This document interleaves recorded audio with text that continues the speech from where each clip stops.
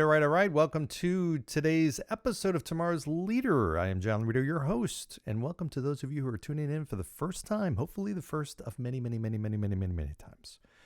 Okay, let me start with a riddle. Yes, I know it's been a little while since I've done a riddle. I did get feedback from many of you saying, where the hell are the riddles? We like the riddles. Bring back the riddle. What's the deal with the riddles? You had them, and then you didn't have them. Bring them back. Okay, Jerry Seinfeld. So here's my riddle for the day. Now, I will say this. First of all, I'm not going to commit to doing a riddle every single time because I think I can get overdone. But I will do a riddle every once in a while. Here's a riddle. I'm not a big fan of word riddles, but I'm going to give you a word riddle. And again, the first one to email me or text me or call me or snail mail me or carrier pigeon me, whatever you want to do, with the right answer, I will send you a copy of my signed book, signed, personalized to you, and I will announce you on this international podcast that you're listening to now. Okay, here is the riddle. What word in the English language does the following? The first two letters signify a male. The first three letters signify a female. The first four letters signify a great person, while the entire word signifies a great woman. What is the word? Okay, give it some thought. First two letters signify a male. First three letters signify a female. The first four letters signify a great person, while the entire word signifies a great woman. Let me know your answers, your guess. Look in the show notes. You will see my information or my website, johnlaurito.com, and you will be able to get in touch with me and let me know what your thought is. Okay. Secondly, let me say this. First of all, I greatly appreciate those of you who review this podcast. I get very excited when this podcast reaches new audiences, and the way that happens is through your help. When you review it, the more reviews, positive reviews, the more it gets pushed out into new people's hands, ears. So I got a new review. This came from 679 exclamation point $, closed parentheses. It's a strange name, but that is their name. Thank you, 679 exclamation point $, closed parentheses. The title is Great Coaching, Great Voice. Hey, you got 5-star review. John gave a great speech on Toastmaster International Convention 2022. He shares useful information on his podcast that helps to improve leadership skills. Definitely a podcast we can benefit from on a personal and professional level. His voice is so soothing and the riddles are so fun. Soothing voice. Here today on Tomorrow's Leader, John Laurito brings you leadership lessons in a very soothing voice. That's right. A voice that will calm you and put you to sleep. I do know many of you have told me you listen to these going to bed at night. So I don't know if that's a compliment or not, but somehow I put you to sleep, end your day on a good note, whatever. So, okay. So today's leadership lesson. I was talking to a client of mine who was going for a promotion, a well-deserved promotion. He had been, up to this point, a top-performing leader across the country in his organization. In his role, was ranked amongst the best, if not the best, in his category, in his role. Well-deserved for this promotion that he was going for because his boss was promoted and now created an opportunity for him to get this promotion. And he'd asked me for some help in preparing and getting ready for this and putting together the right game plan and interviewing and being ready for everything he needed to do and anything he needed to do to get this opportunity. And I remember thinking as we were preparing that, I'm thinking to myself, okay, he is absolutely the best choice. And he is certainly going to get this position. I'm thinking to myself, okay, there's almost no chance he's not. I mean, he's got everything that they would be looking for. If I were the hiring leader, I wouldn't go anywhere further than him. He was the perfect choice for this opportunity. So I remember in my mind thinking, okay, you don't necessarily need to be doing everything you're doing to prepare for this, because you have this thing. It's in the bag. But what's interesting is he reminded me of something that's really important. I see leaders do this all the time, is getting caught up in the mentality that I just shared.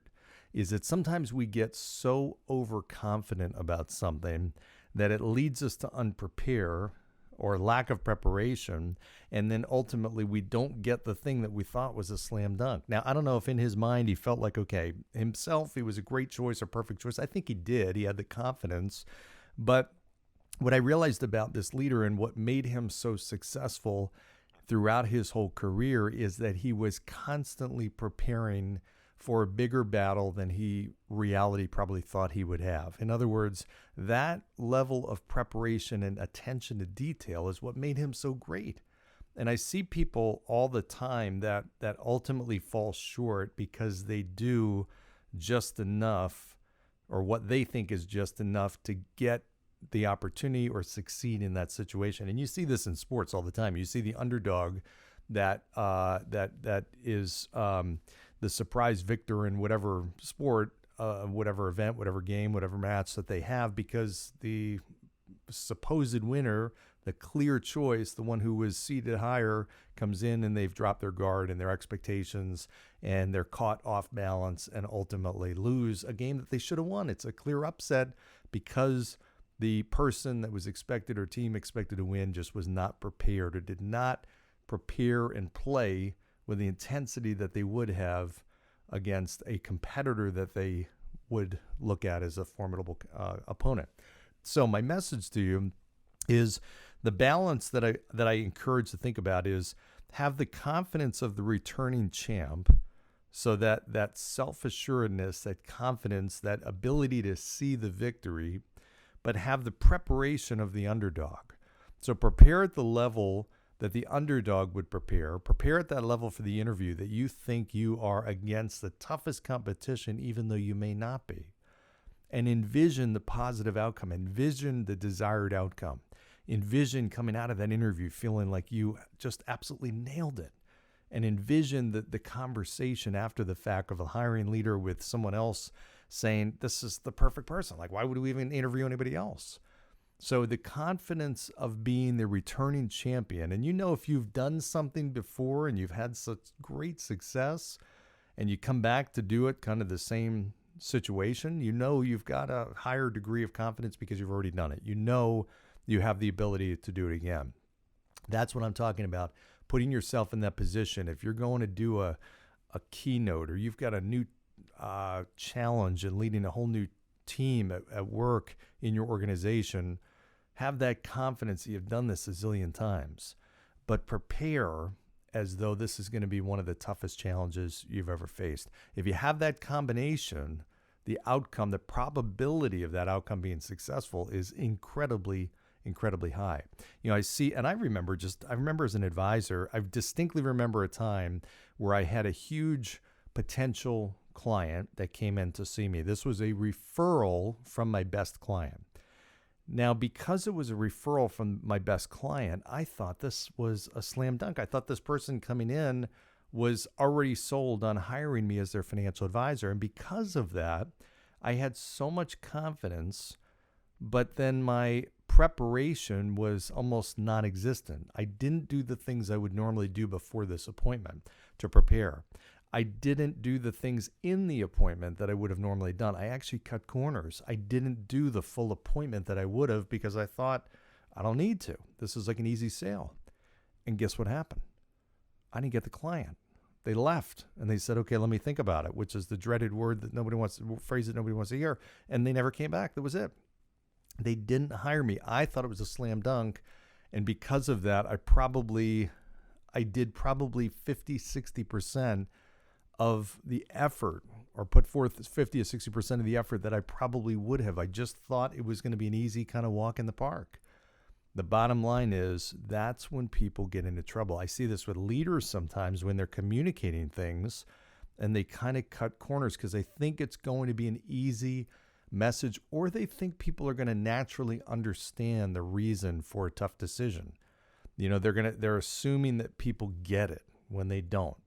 And when you assume, you tend to cut corners, and when you cut corners, you get less of the result or none of the result that you were anticipating to get. And ultimately, as a leader, we have to assume that influencing that change might be harder than what we expect. Okay, yeah, well, we assume that everybody's going to be on board. They're going to understand the reason for this, and they're going to follow in line and do everything that we're thinking about doing. But ultimately, that's not going to be the case.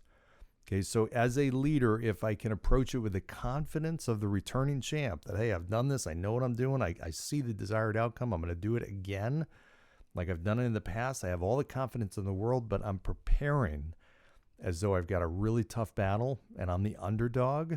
That combination there leads to phenomenal success. So I encourage you, and again, if this nothing else just brings to level an awareness level that, hey, you know what? Yeah, I've been caught in that situation before. Of just kind of assuming things or something or a situation or a conversation was going to be a slam dunk, and I really wasn't prepared for what I ended up facing, and the outcome was nothing like what I wanted. So if I can help you catch that ahead of time, and maybe you're listening to this right before you're about to have a conversation with somebody and you realize, you know what, I need to prepare for this a little bit more. I have a big meeting with my team coming up. You know what? I'm assuming they're going to be like right on the same page with me. I got to prepare a little bit more. Let me go into it assuming that not everybody's going to agree, or not everybody's going to understand, or not everybody's going to want to fully support what I'm talking about. I need to prepare my thoughts a little bit more. There's nothing better than preparation. The top people in every industry, in every role, and every type of walk of life, preparation is absolutely critical to their success. So my message, prepare. I used to think you can over prepare. And yes, I did a little brief stint doing voiceover work. Speaking of voice, yes, I did voiceover work briefly, tried to. And I did find that, yeah, you can over prepare in something like that, because then you're reading something and you just sound stale. You go through it so many times, you kind of lose the whole essence of the energy and the naturalness of it. So yes, there is something called over-preparedness when you're trying to perform and sound natural in certain industries. I'm not going to say there's not such a thing, but in most cases, I've found myself convincing. I don't know if you've heard yourself say this before, that, you know what, I do better when I don't prepare as much. I'm kind of more natural and this and that. Well, that's a dangerous thought pattern, right? Because it slips into everything you do. You convince yourself, which is really just advanced rationalization, that you're better having prepared less. And ultimately, that may not be the case, and probably is not the case. That's just you rationalizing doing less preparation and trying to get away with it and convincing yourself that produces a better outcome when it really doesn't. So again, I'm hoping that a lot of these episodes just raise your level of awareness, because self-awareness is absolutely critical to you reaching the best version of yourself.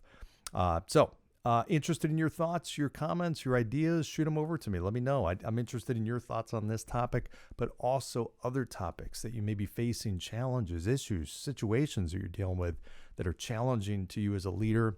I'd love to bring it to the stage here, so to speak, and share it with the audience or talk about it with you. Reach out to me. I'm here for you. So in the meantime, you know the deal. Like, subscribe, share, all that kind of good stuff. Go down below. Give a 5-star review, please. Go down below. Like I said earlier, that review means a lot. So go down below. When I say below, to the bottom of where you are pulling up your podcast, you'll see reviews.